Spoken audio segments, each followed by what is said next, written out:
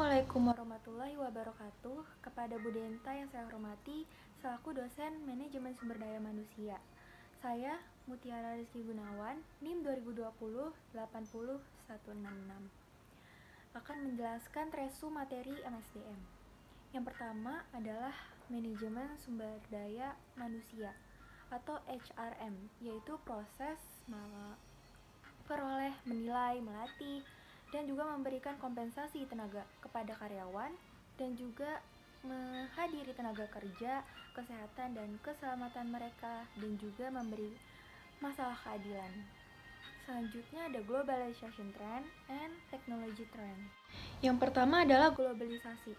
Globalisasi mengacu pada perusahaan yang memperluas penjualan, kepemilikan ataupun manufaktur mereka ke pasar baru di luar negeri. Akibatnya itu terbukanya pasar internasional, kesempatan kerja lebih terbuka dan juga meningkatkan devisa negara. Globalisasi meningkatkan persaingan internasional secara drastis sehingga meningkatkan lebih banyak persaingannya. Dan lebih banyak persaingan berarti lebih banyak tekanan untuk menjadi yang terbaik. Selanjutnya ada teknologi trend. Teknologi digital ini seperti LinkedIn, Instagram, Twitter, dan lain-lainnya akan membuat pengelolaan sumber daya manusia saat ini lebih terdistribusi. Perilaku atau kompetensi dengan definisi yang menurut SHRM, manajer sumber daya manusia, saat ini harus dapat menunjukkan kepemimpinan, praktis etis, ketajaman bisnis, manajemen hubungan, konsultasi, evaluasi kritis, efektivitas global dan budaya, dan juga komunikasi. Selanjutnya ada types of strategy. Nah, ini tuh ada 3. Yang pertama ada corporate strategy, competitive strategy, dan juga functional strategies. Nah, keterlibatan karyawan ini juga penting karena mendorong kinerja dan produktivitas. Nah, menetapkan tujuan yang terukur untuk program, memberikan pengembangan kepemimpinan. Selanjutnya ada juga perekrutan. Yang pertama adalah perekrutan eksekutif atau yang biasa disebut headhunters.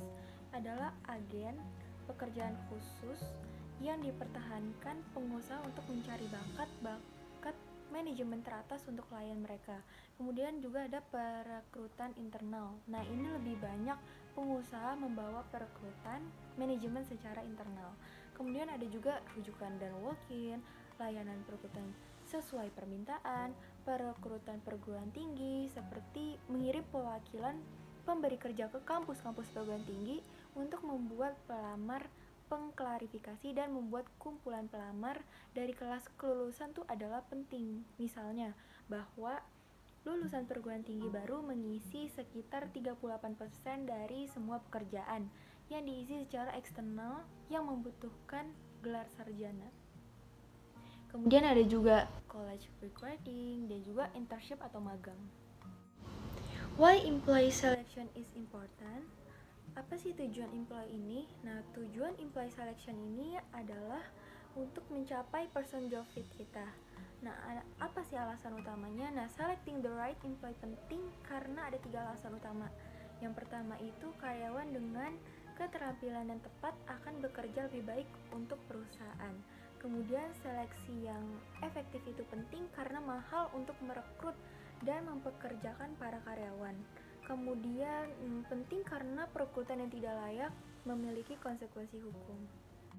Kemudian yang terakhir ada types of test. Nah, ini terbagi menjadi 4 bagian. Yang pertama adalah tes kemampuan kognitif, yang kedua adalah tes kemampuan motorik dan juga fisik, yang ketiga adalah mengukur kepribadian dan juga minat, dan terakhir adalah tes prestasi. Sekian dari saya, kurang lebihnya mohon maaf. Terima kasih.